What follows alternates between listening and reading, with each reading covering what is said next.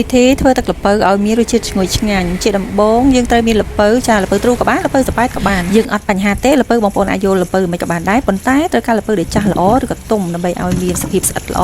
បងប្អូនប្រយ័ត្នប៉ះល្ពៅដែលអត់សូវមានជាតិកមុតនៅពេលដែលបងប្អូនស្ងោរទៅគឺកិនហើយអត់ឆ្ងាញ់ទេនេះខ្ញុំធ្វើនេះគឺមានចំណុះល្ពៅ4គីឡូចាសាច់ល្ពៅសតចាយើងអត់រៀបរាប់ខាងទឹកសបកទេអញ្ចឹងមានន័យថាពេលបងប្អូនធ្វើហើយអញ្ចឹងគឺបងប្អូនយកទៅថ្លឹងគឺសាច់ល្ពៅ4គីឡូគត់ចាកាត់តូចៗរួចហើយបងប្អូនលាងជម្រះចាដើម្បីឲ្យមានក្លិនកាន់តែឈ្ងុយបងប្អូនអាចយកវាទៅអាំងបន្តិចក៏បានសម្រាប់បងប្អូនដែលចូលចិត្តក្លិនឈ្ងុយតែបើអត់ទេបងប្អូនអត់មានពេលច្រើនបងប្អូនយកវាមកស្ងោរតែម្ដងចាស្ងោរបានផុយល្អហើយទុកឲ្យត្រជាក់ហើយបងប្អូនក្លុកបន្ទាប់មកទេបងប្អូនដាក់ចូលមកក្នុងឆ្នាំងវិញដើម្បីកូរហើយផ្សំមានទឹកដោះគោខាប់2កំប៉ុងហើយនឹងទឹកដោះគោស្រស់ចាចំនួន2ចានចង្កឹះព្រមទាំងជាមួយនឹងម្សៅទឹកដោះគោចំនួន2ចានចង្កឹះផងដែរហើយអំបិលបន្តិចផងនៅពេលដែលបងប្អូនស្ងោរកុំភ្លេចបង់ជាមួយនឹងលឹកតើឲ្យយ៉ាងលឹកតើដើម្បីជួយឲ្យក្លិនកាន់តែឈ្ងុយនៅពេលដែលបងប្អូនកូរត្រូវកូរឲ្យជាប់ចាកុំឲ្យដកដៃតែកាលណាបងប្អូនអត់បានកូរជាប់ទេគឺវាកកនៅខាងក្រោមហើយចាអញ្ចឹងបន្ទាប់មកទៀតបងប្អូនភ្លក់ហើយជាការស្រេចចាហើយចំណែកទឹកបងប្អូនគឺស្ងោរត្រឹមតែលិចល្ពៅទេខ្ញុំសូមបញ្ជាក់ម្ដងទៀតចាគឺអត់មានថែមទឹកខាងក្រៅទេនៅពេលដែលបងប្អូនដាក់ស្ងោរគឺទឹកគឺត្រូវតែដាក់ត្រឹមតែល្ពៅបានហើយកុំឲ្យលើសពេកចាហើយនឹងយើងដាក់ថែមគ្រឿងក្រៅដែលខ្ញុំបានរៀបរាប់មុនហ្នឹងហើយគឺចាប់តែម្ដងទឹកល្ពៅនេះបងប្អូនចង់ឆ្ងាញ់បងប្អូនក៏អាចលាយជាមួយនឹងកាហ្វេផងដែរចារសជាតិគឺកាន់តែឆ្ងាញ់បងប្អូនចង់ដឹងសាកល្បងទាំងអស់គ្នា